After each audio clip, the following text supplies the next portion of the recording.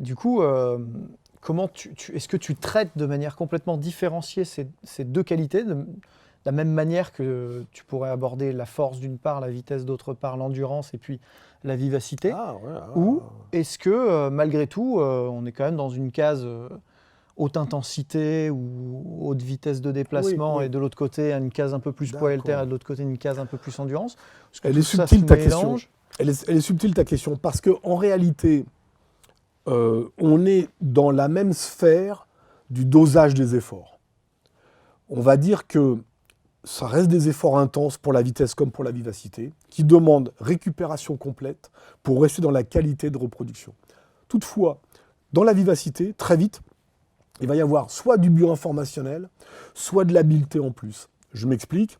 S'il faut, en cours de déplacement, répondre à un signal pour changer de direction ou faire une autre tâche, s'il faut récupérer un ballon, le redonner, conduire une balle, frapper, tout d'un coup, ce bioinformationnel adresse va pondérer la charge bioénergétique.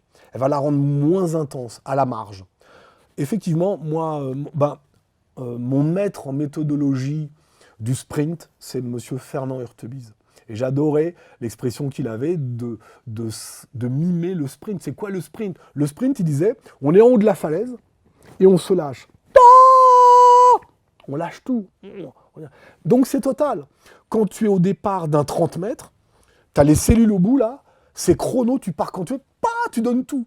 Il n'y a pas de charge bioinformationnelle, il n'y a pas d'adversaire, il n'y a pas.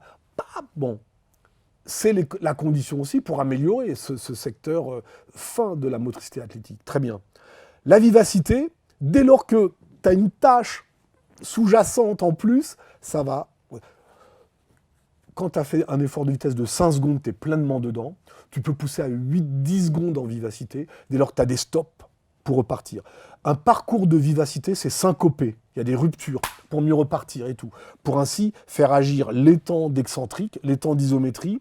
Tu as de la plio, tu te rééquilibres, tu repars. Voilà. Donc, c'est le même espace méthodologique de la qualité-intensité, avec un peu plus de permissivité sur le temps d'effort du côté de la vivacité. Blocage, accélération, contre-accélération.